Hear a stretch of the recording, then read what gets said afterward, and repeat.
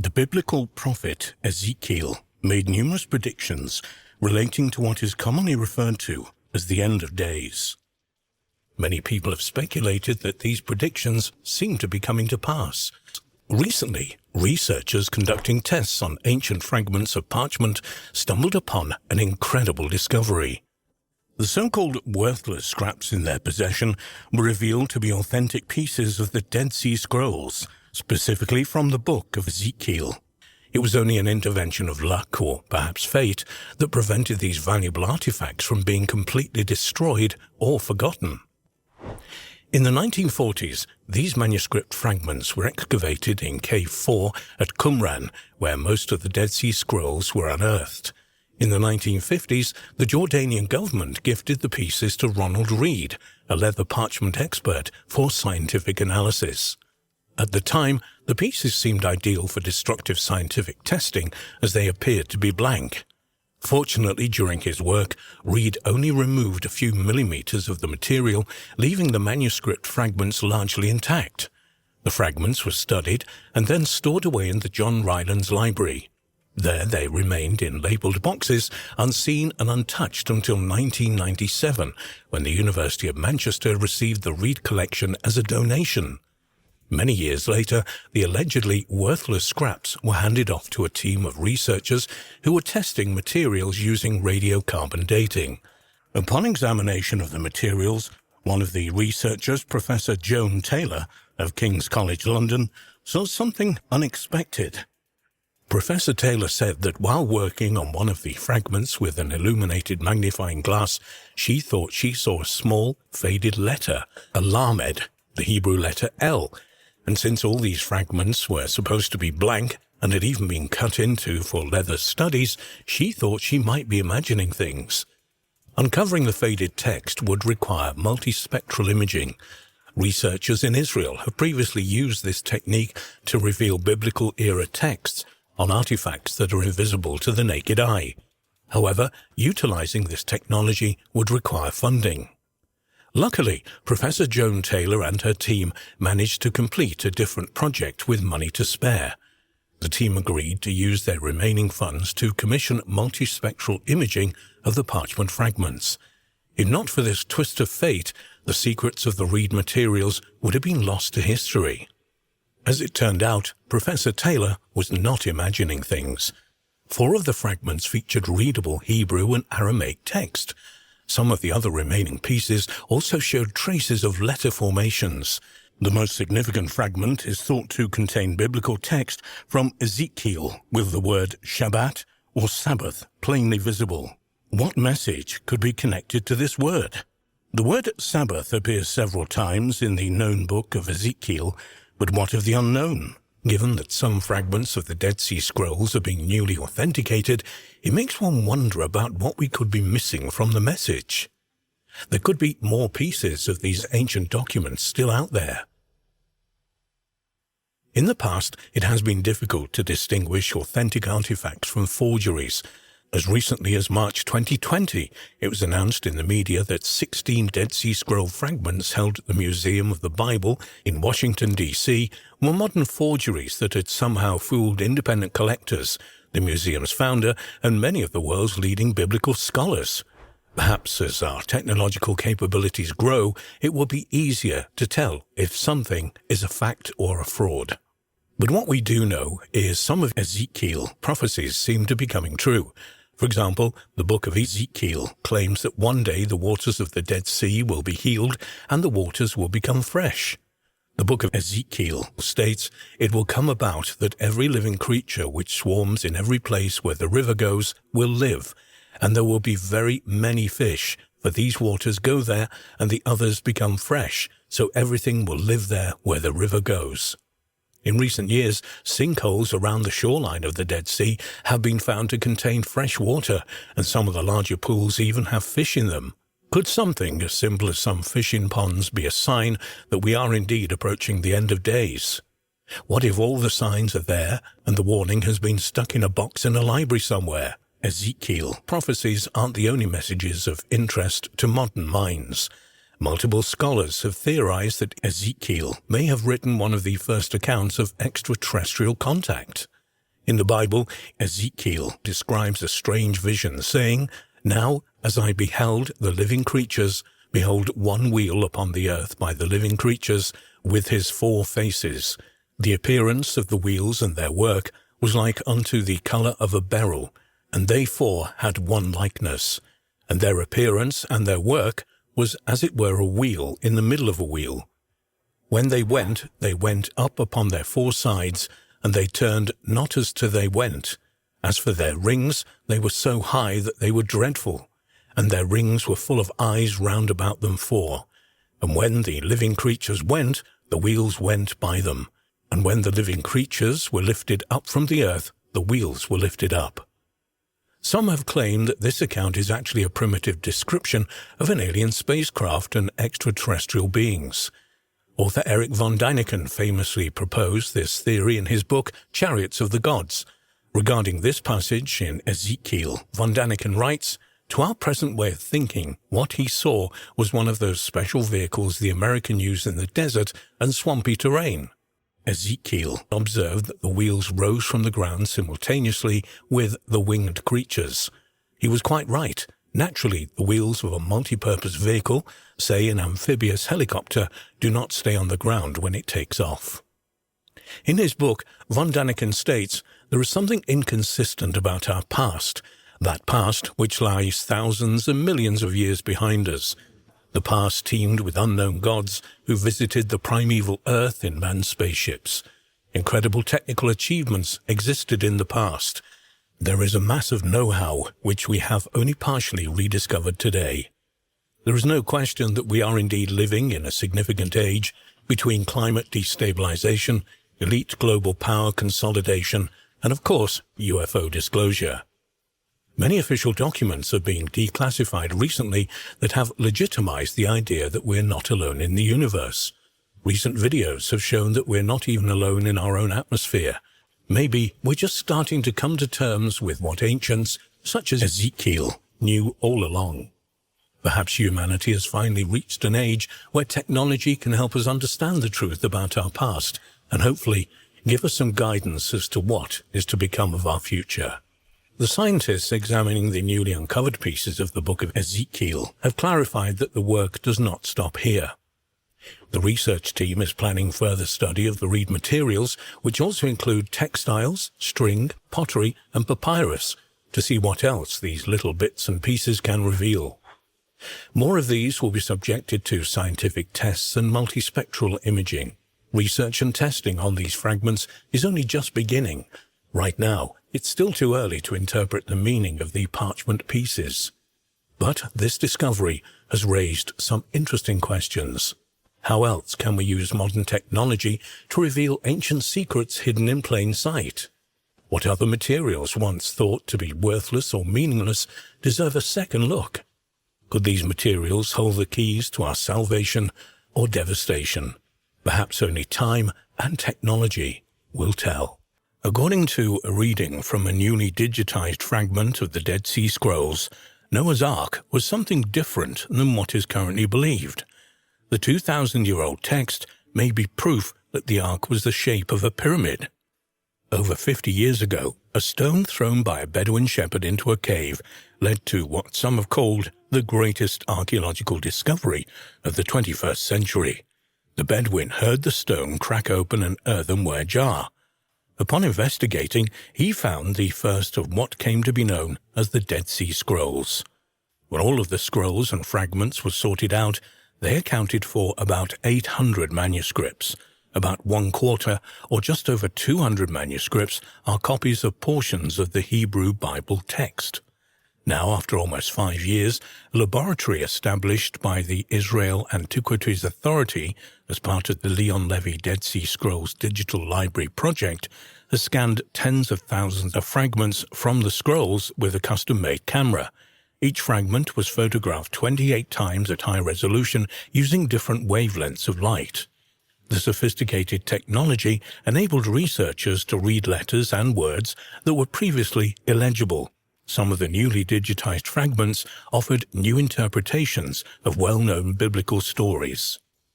New fragments deciphered. Haaretz reported that the new reading of the fragments has changed our understanding about Noah's Ark. Thanks to the high-resolution imagery, a word following the phrase "the ark's tallness" had previously been illegible. However, the new scans showed that the correct words mean "gathered," which according to researcher Alexei Yuditsky mean that the ark's ribs were gathered together at the top in the shape of a pyramid. The doctor said that a Greek translation of the Bible dating to the 3rd century BC used a Greek verb with a similar meaning to describe the ark. Moreover, medieval authors suggested that the ark's roof was pointed. The newly deciphered words on the ancient parchments stayed hidden for centuries, but are now bringing answers to many long-standing questions, as well as raising new ones. Previously, the story of Noah's Ark was known mainly from the Book of Genesis. However, the Dead Sea Scrolls found in the Qumran cave in the Judean desert shed new light on this story. Noah's Ark, not just a biblical story. The Dead Sea Scrolls contain information about many controversial and fascinating topics from the past, the story of Noah and the legendary flood being just one of them. Guest author of Ancient Origins explained in his articles Evidence of the Great Flood, Real or Myth, that the story of Noah is not just a biblical account. He said, the story of a great flood sent by God, or gods according to much earlier testimony, to destroy humanity for its sins is a widespread account shared by many religions and cultures around the world, and dates back to our earliest recorded history from India to ancient Greece. Mesopotamia, and even North American Indian tribes, there is no shortage of such tales that often enough sound very much alike. Some of these stories truly sound so similar that one could wonder whether all cultures around the planet had experienced such an event. Only after 7000 BC, when the ocean levels finally began stabilizing, human life once more began to return to normal. Coastal sites no longer had to be abandoned for higher ground, at least for the most part, and between 6000 and 5000 BC, once more we began to see signs of human activity closer to the sea. Is it a mere coincidence that our recorded history happens to start around this time? Is it true that early humans were too primitive to leave traces of their existence behind, or all the early pages of our history were washed away by the great flood of the last ice age? After all, it seems that as soon as the adverse climatic conditions receded, it didn't take long for humans to thrive once again. Digitization solves decades-long puzzle. Another discovery resulting from the digitization is connected with two fragments that shed light on a puzzling word in the Bible. After many centuries of debate regarding the meaning of the word till, the Dead Sea Scrolls have finally given the answer with the following sentence: Till is his belt. As Moshe Bar Asher, the Academy president, said, the word till is mentioned in the Bible 10 times. In every place, we know what it is and what its function is, except for the till Tamar received. On this, our ancestors were divided, but now we have an early text from the 1st century as the latest, which gives the meaning of this till. It's the belt with which he tied his trousers or his robe. Despite decades of study and analysis, the Dead Sea Scrolls are still giving up their secrets. Researchers from the Haifa University have reconstructed the contents of one of the last two undeciphered Dead Sea Scrolls, disclosing a distinctive calendar used by a Jewish sect that lived in the Judean desert during the Second Temple period. Most important archaeological find in Israel's history. 60 small fragments were pieced together over a period of 12 months, identifying the name of a festival marking the changes between seasons. It also revealed a second scribe corrected mistakes made by the original author, as BBC had reported. The collection is considered to be the oldest copy of the Hebrew Bible ever found, dating it to at least the 4th century BC. Tens of thousands of fragments belonging to over 900 scrolls were found in the caves at Qumran, Dr. Eshbal Ratson from the Bible department at Haifa University told Haaretz, and adds, this is the most important archaeological find ever made in Israel. This is literature from the Second Temple period, and that's rare. It's not known who wrote the scrolls. even though several historians have suggested that the writers were a desert sect called the Essenes. They describe they were assisted in deciphering the codes by annotations discovered in the margins by a scribe correcting omissions made by the author. Written in 3 different languages. Dr. Ratson explained that it took decades that involved many scientists and researchers to piece the fragments together, decrypt them, and then publish their contents. Still, 2 of them remained undeciphered. The scrolls are written in 3 languages, Hebrew for the most part, Aramaic, while a few of them are written in Greek. The scroll Dr. Ratson worked on with Professor Jonathan Bedov, also from the Bible department at Haifa University, was written in coded Hebrew, and some of the fragments were smaller than 1 square centimeter. Very few scrolls that had previously been deciphered were written in this language, she says via Haaretz. A unique 364-day calendar. The 2 experts noticed a unique 364-day calendar, which was already known to researchers and differs significantly from the one Jews used at the period. Most Jews used a calendar that is similar to the one used today. The sect used a calendar that is almost based on a solar year, comprising 364 days.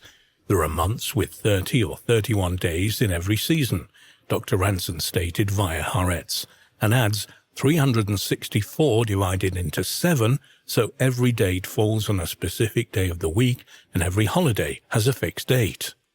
We know that in the temple there were disputes between different sects over what happens if Passover falls on Shabbat. What supersedes what, Shabbat or the holiday? This sect solved the problem, since no holiday fell on Shabbat. This scroll details all dates on which Shabbat falls and all the days of the week on which holidays fall. Dr. Ratson also explained that when significant events took place inside a temple, such as the high priest making a sacrifice on Yom Kippur, only 1 calendar could be used. But this calendar was disputed, which may be one of the reasons this sect left the temple and went into the desert. They had many disputes, and this was one of them. They couldn't celebrate holidays together. The Tekufa. Furthermore, the researchers also noticed the name used by the sect for a festival commemorated 4 times a year that marked the transition between the seasons, the Tekufa. The same word in modern-day Hebrew means period. This shows us that the researchers who believed the day of celebrating the transition between the seasons was called by this name were correct, and that this word, as used in the Mishnah, was preserved from the days of the Second Temple. It's a very early concept in halakha, religious Jewish law. Dr. Razin stated via Haaretz, adding that the unique calendar also refers to annual wine and olive harvest festivals no longer observed in Judaism. Research on the Dead Sea Scrolls has revealed that not all of the ancient manuscripts came from the desert landscape where they were discovered. The study proves that the manuscripts did not actually come from the desert where they were found. So, the question is now, where did they come from? The Dead Sea Scrolls. The Dead Sea Scrolls, 25,000 leather and papyrus fragments of biblical texts, which once made up 1,000 manuscripts, are without doubt the most significant and exciting manuscript find of the last 100 years. The cache of scrolls and scroll fragments were discovered in 11 caves in the area of Qumran, 13 miles east of Jerusalem, close to the Dead Sea in Israel, the lowest place on earth. This extraordinary library of Jewish documents dates from between the 3rd century BC and AD 68, and consists of scrolls made from animal skins, parchment, a few of papyrus, and one extremely unusual example in copper. The texts are written using a carbon-based ink, mostly in Hebrew, with some in Aramaic, a Semitic language allegedly spoke by Jesus, and a small number in the Greek language. Research into these mysterious documents and their authors has been going on since their initial discovery in the late 40s, and has thrown some fascinating light not only on the Bible, but also on a shadowy brotherhood of men and women known as the Essenes. Who wrote the scrolls? The question of who wrote the Dead Sea Scrolls and subsequently hid them away in the caves around Qumran is still to this day a controversial issue. Researchers have long debated the degree to which this library of manuscripts from the Qumran caves reflects the broad cultural setting of Second Temple Judaism, or whether it should be seen as a work of a radical sect discovered by chance. Biblical scholars have generally been in favor of the latter explanation and have christened the probable authors of the text a small Jewish group who lived at the nearby settlement of Qumran, the Dead Sea sect. The Dead Sea sect are often identified as the Essenes, credited with introducing monostatism and one of the three leading Jewish sects discussed by Jewish historian Josephus, 37 AD to 100 AD, the others being the Pharisees and the Sadducees. The Essenes do appear in other contemporary sources, such as Josephus Flavius, Philo of Alexandria, and Pliny the Elder, though they're not mentioned at all in the New Testament.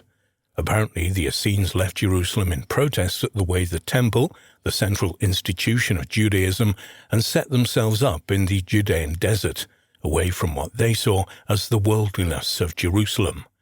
They became an ascetic monastic community, though there seems to have been women among them, and were strict observers of the Torah, or the written law, usually the first 5 books of the Hebrew Bible. There are some scholars who believe that the group were not responsible for the Dead Sea Scrolls at all. One theory is that the manuscripts were written by priests of Jerusalem's Second Hebrew Temple and then transported to Qumran and safely hidden away from the Roman legions. One interpretation of this hypothesis could involve the Dead Sea sect on one level, perhaps as those with the task of secreting the scrolls away from Jerusalem and depositing them in the caves. This would mean the sect were the keepers of the scrolls rather than their authors. However, this hypothesis does not tie in well with the sect's fierce criticism of the priesthood of the temple. Professor Norman Golb of the Oriental Institute of the University of Chicago believes that the scrolls represent such a wide range of ideas that rather being the product of one community, they likely represent the writings of various Jewish sects and communities of ancient Israel. Although all of the manuscripts discovered in Cave 1 appeared in print between 1950 and 1956, publication of the Dead Sea Scrolls has often been a slow process. This lack of access to the scroll material has persuaded some researchers such as Michael Bagents and Richard Lee in their book The Dead Sea Scrolls Deception that the Vatican was behind a plot to suppress the release of the manuscripts to the public out of fear of the dangerous material related to early Christianity they contained. Such theories have been considerably weakened by the release of more scroll material in the late 1990s and early 2000s, in particular the publication of the entire collection of biblical scrolls. With the publication of much of the material from the caves at Qumran, the importance of the Dead Sea Scrolls can now be better appreciated. Not only do the scrolls provide fascinating religious and historical information about a poorly documented period of history, but they also shed considerable light on the sources of both Judaism and early Christianity. The DNA analysis of the scrolls. In June 2020, a new controversy arose concerning the scrolls when it was announced in the press that a team of Israeli, Swedish, and American researchers had applied advanced genetic testing to the parchment material on which they were written. Their sensational findings, published in the journal Cell, reveal that some of the material probably originated not from Qumran, but from other parts of the region. These results would suggest that the ideas contained in the documents also extended beyond the Qumran community.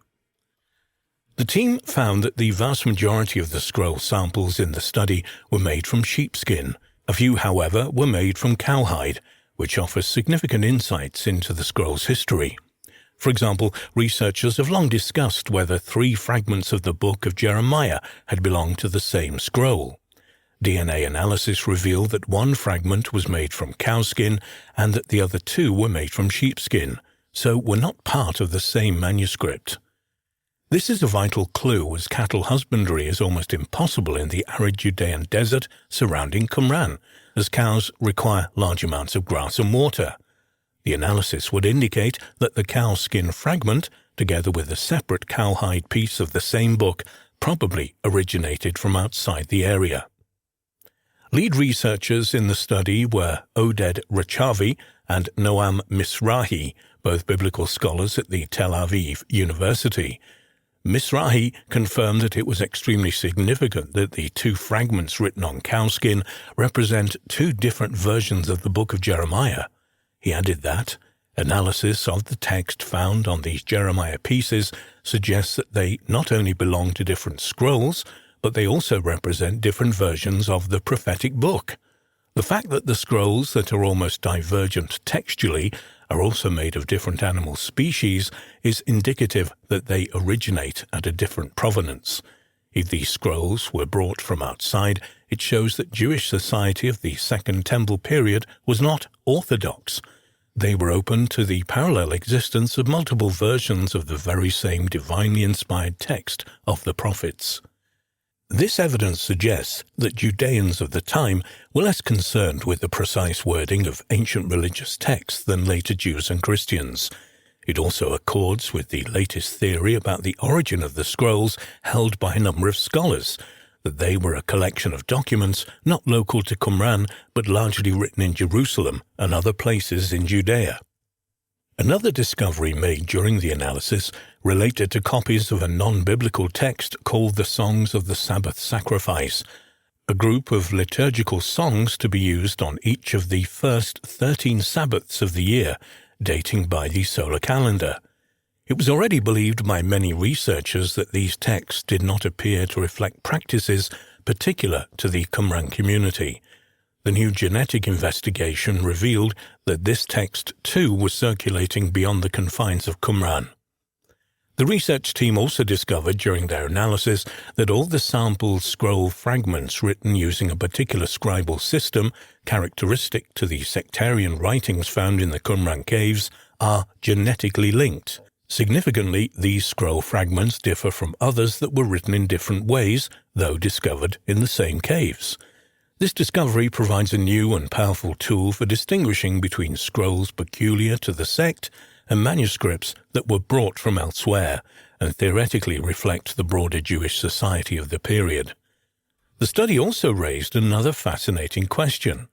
This concerns a fragment containing text from the book of Isaiah, which was previously published as a Qumran scroll. However, the team's DNA testing revealed that its genetic signature was different from other scrolls in Qumran, suggesting an origin outside the community.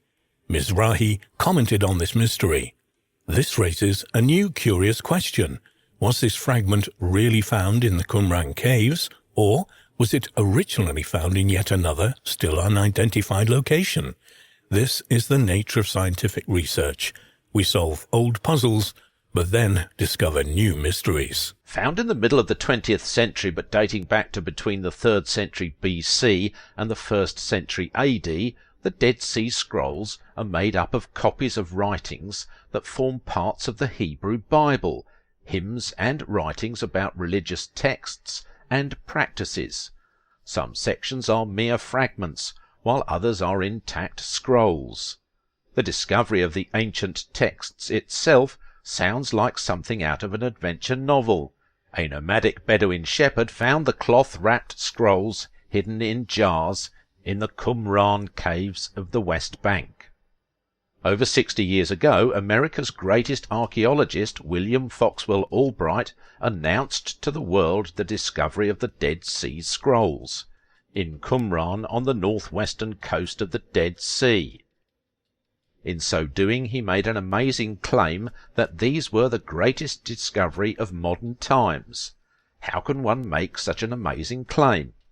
Well, there are 5 main reasons. Number 1, the Dead Sea Scrolls were found in the land of Israel itself. For Jews and Christians, there is but one holy land. This is the land where the prophets preached, the land where Jesus walked. Number 2, they are written in the languages of the Bible.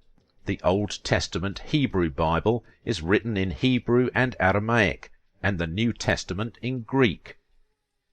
Number 3, the Dead Sea Scrolls contain the oldest Bible manuscripts in the world. The Dead Sea Scrolls are more than 1,000 years older than the oldest Hebrew manuscripts, which for people who study the Bible are essential reading. They are very, very important. Number 4. The Dead Sea Scrolls give us new information on early Judaism. Jews are excited about the Dead Sea Scrolls. Here are the early documents that were written while the temple still stood. We had virtually nothing that survives from about that era. Everything had been destroyed, and then the Dead Sea Scrolls were found. They were so old that even dedicated Bible scholars did not believe it. The Dead Sea is the lowest spot on the face of the earth, and 7 times saltier than the oceans of the world. In 1946 a shepherd boy threw a stone into a cave and heard the sound of breaking pottery. The boy, known as Mohammed the Wolf, had made one of the greatest discoveries of our time. A man called Izu Kanki believed that God had sent him to bring the Dead Sea Scrolls back to the Jewish people. He realized early on that they contained the lost heritage of Israel. He made it his life's mission to secure these first Dead Sea Scrolls at a very dangerous and volatile time. On November the 29th, 1947, Kanki travelled to Bethlehem, which was divided. It was separated from the rest of Israel by barbed wire, and he secured 3 scrolls for the Hebrew University. What about the other scrolls, for example the War Scroll? They took a different journey. They were sold to a man called Kendo in Bethlehem, who was a Syrian Christian, and he gave them to his bishop, and the bishop had a problem on his hands. What do I do with Dead Sea Scrolls? What would you do in the church or their congregation? What do you do with precious manuscripts? Well, the bishop thought he would sell them and raise money for his church. But he was smart and knew that the big bucks were not in Israel. They were not in Egypt. He knew there's only one country where the big money is, and that is America. He took the 4 scrolls, he went to the United States, and he took out an ad in the Wall Street Journal and waited for replies. An Israeli general and archaeologist, Iga Yedin, was lecturing in America, and when he saw the ad, he knew exactly what they were, and through a middleman and through very delicate negotiations, he was able to purchase them from the bishop on June the 15th, 1954. Yedin secured the remaining 4 scrolls for the State of Israel. They are now housed in a museum called the Shrine of the Book. This is the only museum in the world designed for the Dead Sea Scrolls. But what about other scrolls? A lot of scrolls were found in Cave 4 at Qumran. This was the mother lode. This was the treasure trove, in this cave.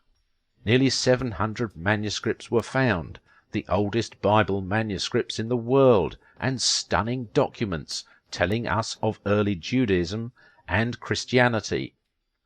But there were also non-biblical scrolls.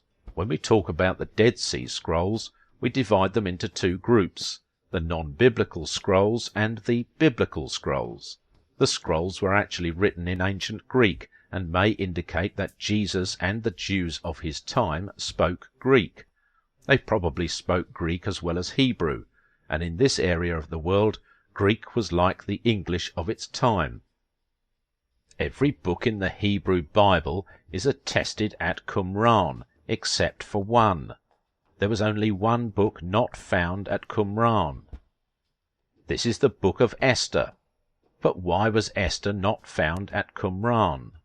The early rabbis were very worried about the Book of Esther, because there are some peculiar features of Esther. Firstly, the Book of Esther is the only book that does not contain the name of God. The name of God is not found in Esther, and so perhaps it was thought of at the time as too secular a work, and so was left out. But there was a second problem with Esther. This is the problem of intermarriage with foreigners, which you see in the Bible. Do Israelites ever marry foreigners? Of course they do. There is the story of Rahab the harlot, when the spies come into Jericho, and Rahab hides spies, and then when Jericho is destroyed, she is saved. She is the one that said to the spies, "Your God will give the city into your hands." In other words, Rahab becomes part of the people of God because she accepts the God of Israel. There's another charming biblical story, the romance of Ruth, which is well known. Ruth and Orpah's mother-in-law, Naomi, go to Moab. All the men die, and the old lady says that she is going to return home, and says to the girls that they are young, and why don't they stay in Moab, marry again, and be happy. Orpah agrees, but Ruth says no. She says, wherever you go, I will go. Where you dwell, I will dwell. Your land will be your country will be my country, and your God will be my God. Through this, Ruth expresses her faith in God. She returns, she marries Boaz, and she becomes the ancestor of King David. So in the Bible, yes, people intermarry, if they believe in God, but in the book of Esther, the queen is married to the king. There is another issue in the book of Esther, and that is the question of Purim, the festivals of Rosh, Hashanah, and Yom Kippur. Most festivals come from the Torah, but Esther introduces a late festival called Purim. In Israel today they have a Purim play, but at Qumran they were a bit worried about whether Purim should be regarded as a festival or not, and this may well have been why the book of Esther was excluded. The Dead Sea Scrolls are not Christian scrolls. They are essentially Jewish scrolls. The most famous of all the scrolls, and probably the most important, is known as the Great Isaiah Scroll. It is also the best preserved and the only nearly complete biblical book from the famous cache of 220 biblical scrolls discovered in Qumran. It is one of the original 7 scrolls discovered in Cave 1 at Qumran in 1947. Isaiah was the most popular prophet of the Second Temple period. 21 copies of the scroll were found in Qumran.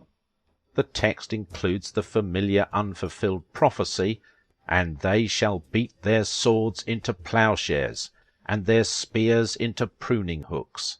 Nation shall not lift up sword against nation, neither shall they learn war any more." In September 2011, the entire Great Isaiah Scroll was published online as part of the Digital Dead Sea Scrolls project, sponsored by the Israel Museum's Shrine of the Book and Google. Qumran is the only archaeological site in Israel where manuscripts from the Second Temple period have been discovered. But what about the community who lived near Qumran? What do we know about this community? Excavations in the area since 1949, less than a mile from the Dead Sea, have revealed the ruins of buildings, believed by some scholars to have been occupied by a community of Essenes, who have also been posited as the owners of the scrolls. The Essenes were a religious sect or brotherhood that flourished in Palestine from about the 2nd century BC to the end of the 1st century AD. Strangely enough, the New Testament does not mention them, but they occur in accounts given by the ancient scholar Josephus. The excavations at Qumran discovered an extensive aqueduct system which traversed the site from the entrance in the northwest corner to the southern sections and filled as many as 8 internal reservoirs, cisterns, as well as 2 baths. The discovery of such extensive water systems should not come as a surprise. Being located in the desert, the inhabitants required a huge supply of water. But this amount of water was not only needed for drinking, they also practiced baptism at the site. Josephus tells us that in 31 BC there was a huge earthquake in Judea. A large crack in the stairs at the site was probably caused by this earthquake. These stairs led down into a pool, perhaps used for ritual washing or for baptisms for the forgiveness of sins. It is fascinating to wonder who was carrying out the baptisms at the site. Could it have been someone like John the Baptist? Or even Jesus himself? For the past 40 years, the evolutionist theory versus the creationist theory has been challenged by yet another theory, such as that extraterrestrial intelligence intervened in human development. This reporter became intrigued by such an explanation when it was expressed by the late scholar Zecharia Sitchin in his 1976 book, The 12th Planet. In it, he explains that long ago, perhaps more than 3,000 years back, highly evolved beings entered into Earth's orbit and made themselves known to ancient man. Delving a bit further, many were surprised to learn that this idea is not exclusive to Sitchin. Other books have claimed something similar, such as Erich von Däniken's controversial 1968 book, Chariots of the Gods, Unsolved Mysteries of the Past. Yet, Sitchin's The 12th Planet spawned a series of books on the interventionist theory. Sitchin claims that this idea of an intervention by other worldly beings or gods is clearly stated through the ancient texts found in the Sumer and Mesopotamia region of the Middle East. Variations of these stories and accounts of these texts were retold through Babylon and so on, which, over the centuries, then found their way into Hebrew scriptures in the form of what we know today as the Old Testament. He believed that the Anunnaki of the Mesopotamian story and the Elohim, Nephilim mentioned in the Bible were one and the same, those that came down. Sitchin truly believed higher ET beings came to Earth to create humans in order to help them mine for gold. According to Sitchin's theory, ET beings arrived at Earth by way of a planet that entered the Earth's orbit over 3,000 years ago. These ET beings, who Sitchin said were accepted as gods, needed gold to help their home planet. A very stunning theory, no doubt. The questions many have are these. Well, if these beings were so highly intelligent that they had the ability to navigate a planet, then go on to make humans, why couldn't they mine the gold themselves? Or better yet, with all that ET power, why not make gold? Over the decades since Sitchin's book, other scholars have joined in and added their perspectives. Amongst the most recent is Lloyd Pye, who died in 2013, but like Sitchin, his legacy lives on through his writings. Speaking on behalf of Lord Pye's official website, Amy Vickers noted, Lloyd and Sitchin vary primarily on the point in history where they say the alien intervention occurred. Lloyd believes the aliens crossed their DNA with Neanderthals to create Cro-Magnon. Lloyd's work is heavier on detail about pre-humans and anatomy and so on, while Sitchin's work is based far more on the Sumerian tablets. The two men had a great mutual respect and worked together on many occasions, said Vickers, and their work is fundamentally in agreement. Sitchin's theory has its critics, like biblical scholar Michael S. Heiser, Ph.D. Heiser claims that Sitchin made some errors in the translation of the ancient texts, and what Sitchin believes are ET beings from another galaxy or solar system are really spiritual beings from another realm. Here is where things get complicated as far as the ancient Sumerian, Babylonian texts are concerned. There is mention of gods, but also of giants, and then of spirit beings. It seems for Sitchin the ETs were larger than humans, had advanced powers like gods, and could be tremendously benevolent or dastardly, like angels or demons. So, as some scholars point out, the translations from the Sumerian to Babylonian, then from Hebrew to Greek and Latin, got distorted. With all that translating over the centuries, the original meaning as the Sumerians had first written it gets moved around. Using his extensive knowledge, Heiser points out that the word for serpent in ancient texts of the Hebrew scriptures is also the same word for shining ones.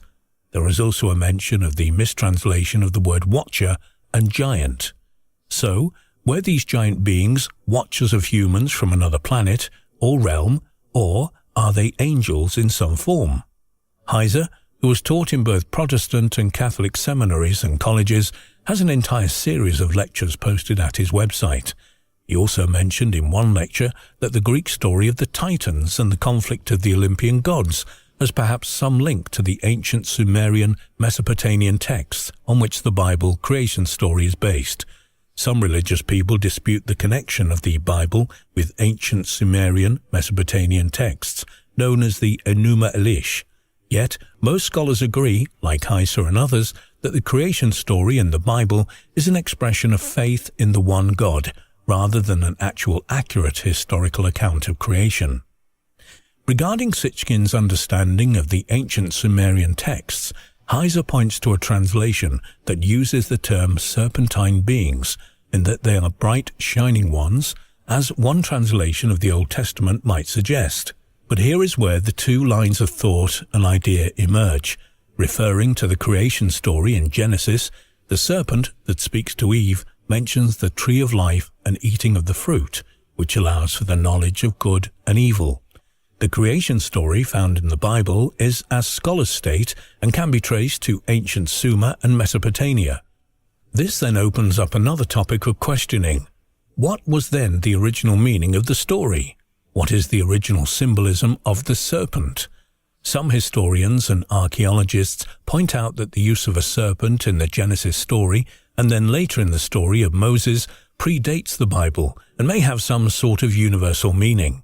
Many ancient religions use the serpent as a symbol of some sort, and not necessarily as a symbol of evil. The cobra on the headdress of the pharaoh, for example, is there as a protector. The feathered serpent, as depicted in codices and temples in Mexico, is part of ancient Aztec mythology and is the one who imparts knowledge and wisdom. Even to this day, the caduceus, the symbol of medicine, has the serpent as part of the emblem seen on many ambulances and signs indicating hospitals and medical centers. The list of ancient cultures throughout the world that used a snake or serpent in their religion or set of symbols is lengthy. Which leads us to the question, did all humans as they emerged and traversed the globe believe in the same ideas and concepts? Some see the serpent as a symbol of what is called the Kundalini. Others see it as the reflex or impulsive nature of man. Since the human brain has both a reptilian aspect and a mammalian one, is the use of a serpent as a symbol or reference to the part of the brain that is basic and impulsive? Another thought is that the serpent represents some aspects of the brain and basic instincts. Does that mean there is another realm of knowledge in the brain that has been lost over time?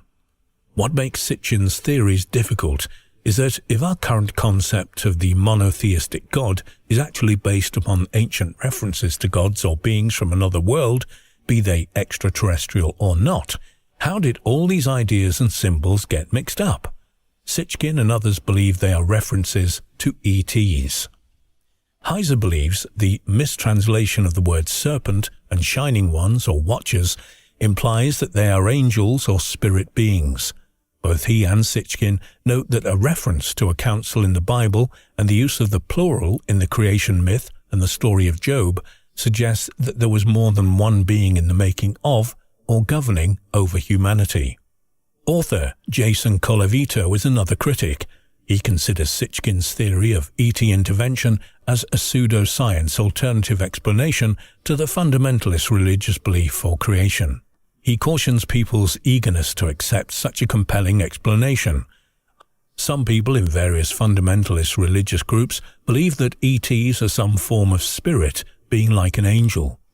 What is important to point out is the fact that the idea or concept of angels has evolved through the centuries, plus how they are defined.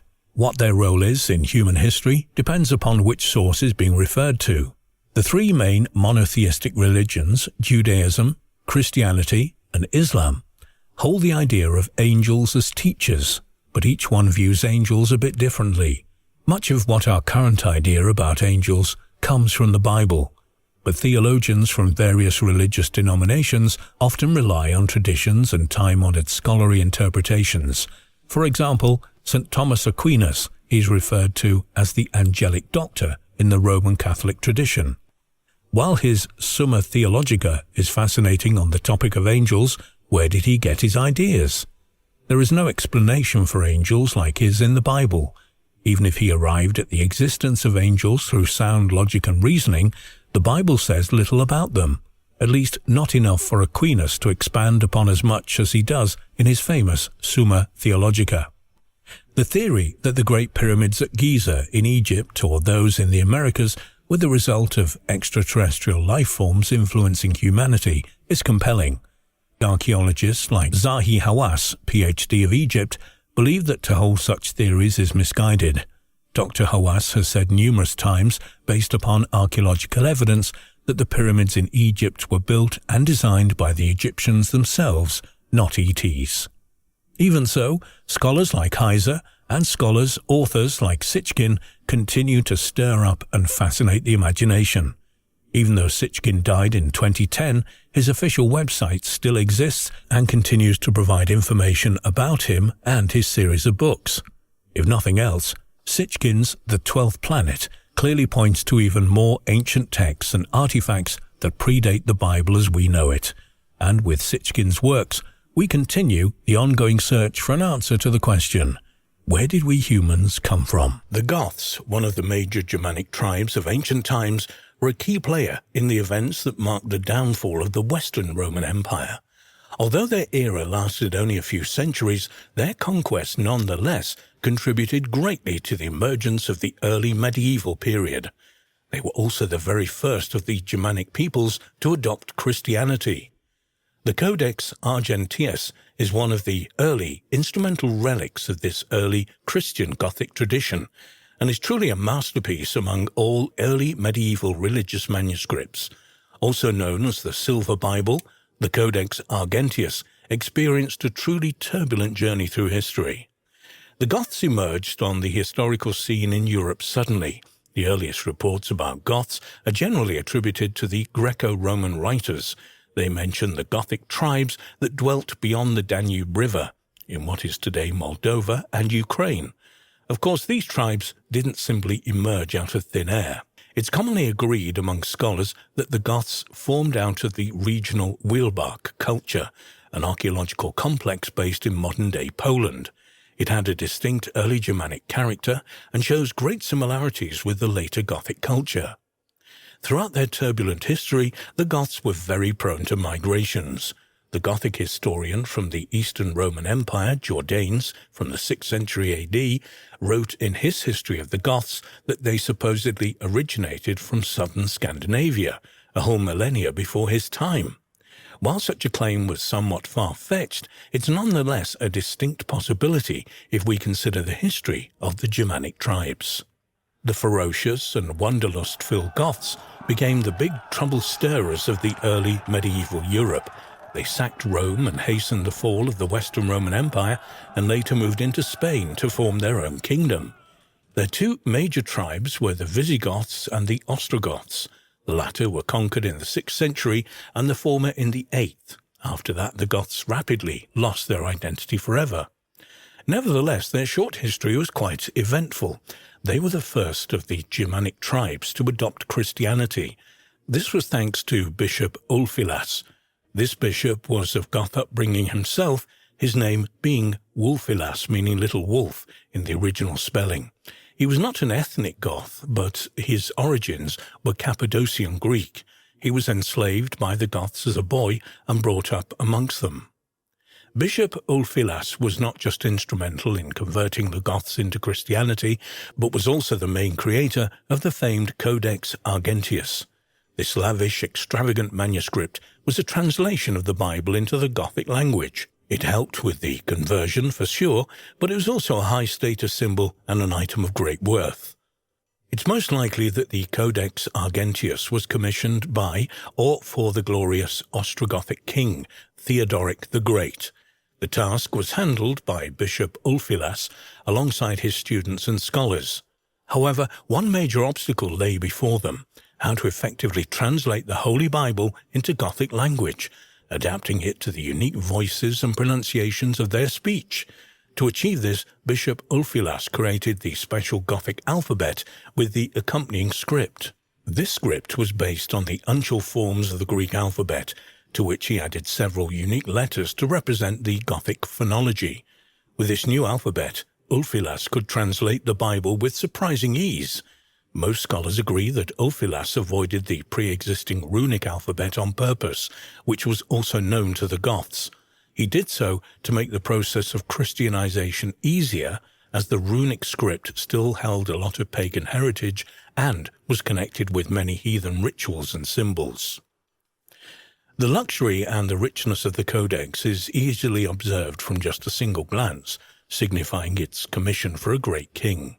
It was written on fine vellum calfskin, stained with a royal purple colour. This is known as a purple parchment and was a clear sign of wealth. Furthermore, the Codex Argenteus was written with luxurious gold and silver inks and finished with a rich treasure binding adorned with precious stones and metals. Alas, as richly made as it was, the Codex was quickly overshadowed. After the reign of Theodoric the Great, it disappeared without a trace. No inventories or writings mentioned it at all. This was, without a doubt, a result of the rapidly waning influence of the Goths. After they were defeated in the Italian peninsula and the Gothic rule came to an end, all Gothic manuscripts were essentially useless in Italy, where Latin was still the dominant language. It can be deduced that the Codex Argenteus lost value and was no longer significant, disappearing from view, but only for a time. After 1,000 years, the Codex resurfaced in the mid-16th century in the libraries of Verden Abbey in Germany.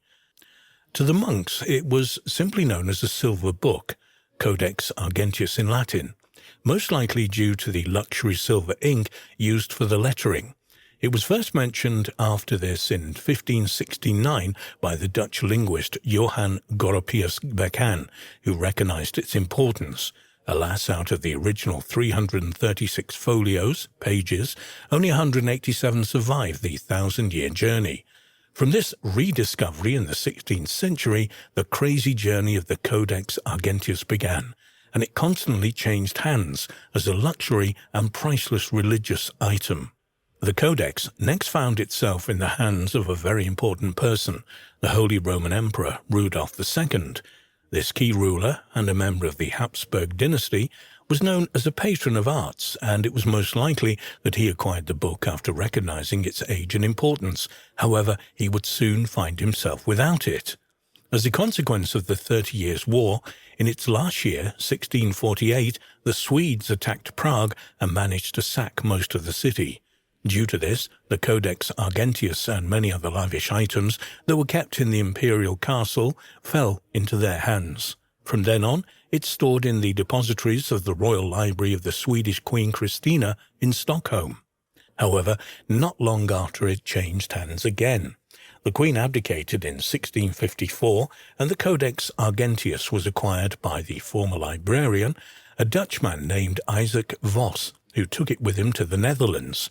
Vos was a man known to be a great eccentric, but also a renowned manuscript collector. Still, the book continued its journey, and in 1662 it was purchased from Vos by a Swedish count, Magnus Gabriel de la Gardie. The count took the codex back to Stockholm and there commissioned the manufacture of a lavish chased silver binding, which was made from the designs by the painter David Clocker Essenstrahl. Afterwards, Count de la Gardie presented the touched-up Codex Argenteus to the University of Uppsala in 1669, and there it has remained ever since. But it doesn't mean that its journey had come to an end. When certain parts of the Codex went on display in 1995, they were stolen. Luckily, they were retrieved just a month later, discovered in a storage box at the Central Railway Station in Stockholm. Earlier on, we mentioned that only 188 of the original 336 pages survived to the present day, but for a long time there were only 187 pages surviving. The 188th page was discovered in 1970. It's the last page of the original codex, folio number 336, and was found in the city of Speyer in Germany almost accidentally. In 1970, the town's St. Afra Chapel was undergoing restoration, during which a small wooden reliquary was found. The reliquary originally came from a German city in Bavaria. Within this small wooden box was housed a thin wooden staff. Folio 336 was carefully rolled around it. How it ended up there remains a mystery.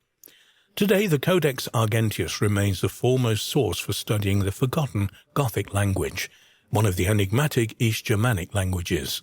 Gothic has been extinct for many long centuries. Some scholars say that Gothic managed to survive all the way until 1945 as the Crimean Gothic dialect, but no sources of it exist. Other than the Codex Argenteus, the sources of the original Gothic language are few, and that's why it's so precious. One of the many mysteries surrounding the ancient Mexican metropolis of Teotihuacan is how its residents use the many signs and symbols found on its murals and ritual sculptures. But now experts believe they're beginning to decode the script and have developed a number of theories for the glyphs. They believe the script may have been used to signify symbols used to show writing, or as place names of subjugated tribute-paying cities, or even as indicators used in disease-curing rituals. The vast and mysterious site of Teotihuacan is located less than 30 miles northeast of Mexico City. It covered 8 square miles and supported a population of 100,000 and was the largest city in the Western Hemisphere before the 1400s. The site, arranged in a grid layout, contained thousands of residential compounds and numerous pyramid temples, comparable to the largest pyramids of Egypt. The most important of the city's large buildings were the Pyramid of the Moon, the Pyramid of the Sun, the Citadel, and the Temple of Quetzalcoatl, the Feathered Serpent. Teotihuacan was at its peak around 100 BC and AD 650, though the largest structures of the city weren't completed until about 300 AD.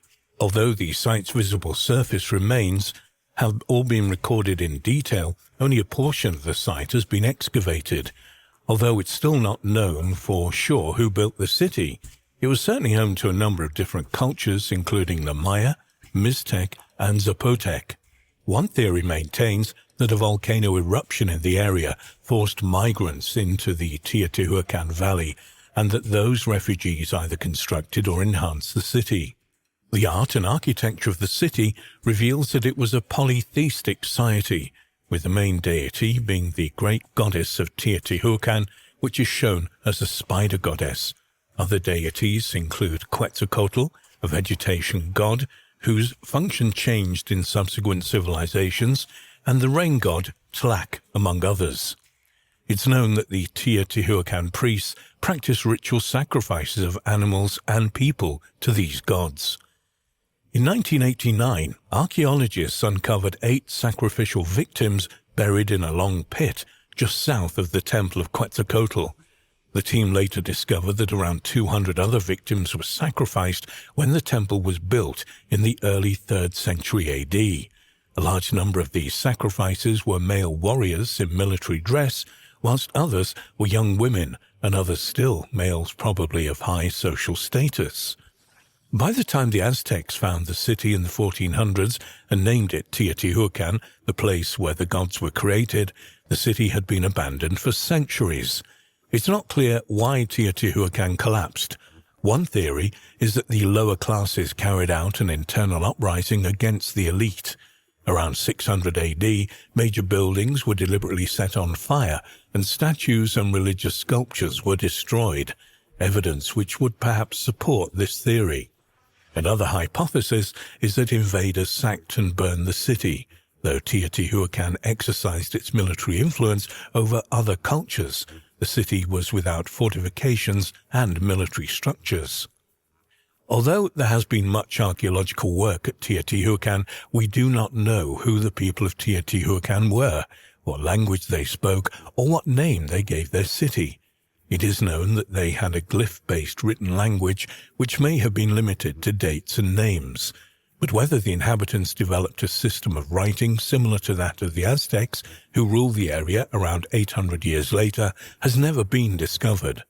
To make matters worse, hundreds of ancient Mexican codices, accordion-style folder paper books covered in hieroglyphics, were ordered burned in the colonial period by fanatical Catholic authorities, leaving only around a dozen still in existence.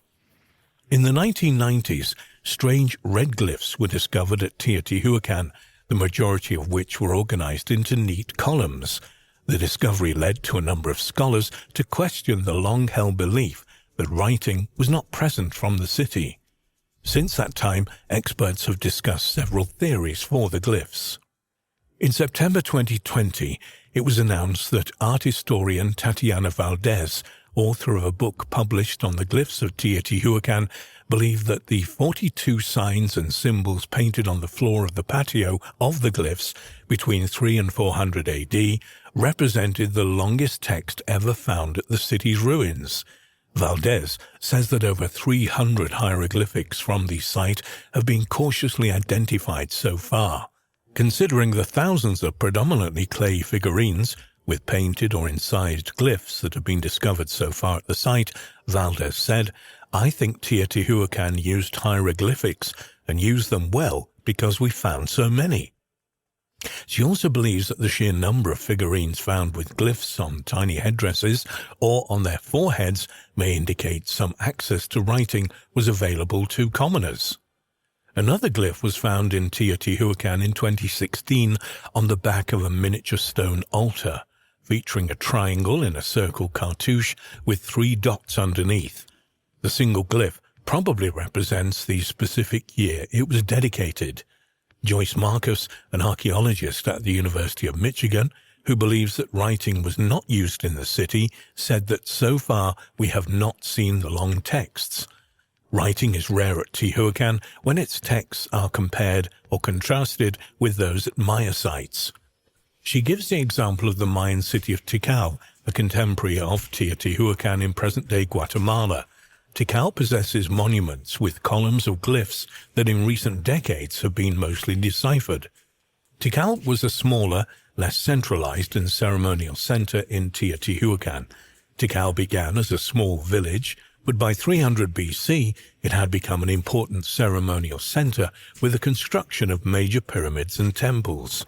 The site reached its prime in the late Classic period from 600 to 900 AD.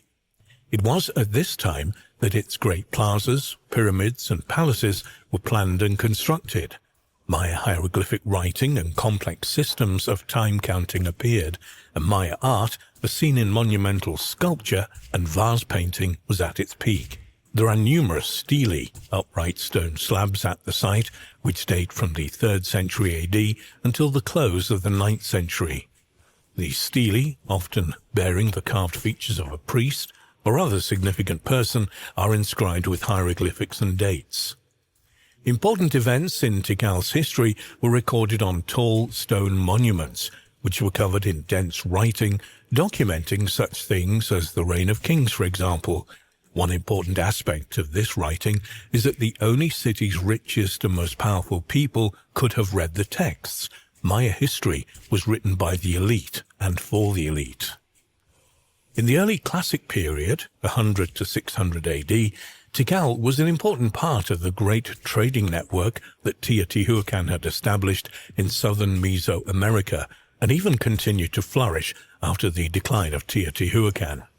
In its prime, its influence probably extended as far as the Pacific coast of Guatemala, more than 620 miles from the city, where archaeologists have uncovered Teotihuacan-style household goods, including hundreds of incense burners used for domestic religious rituals.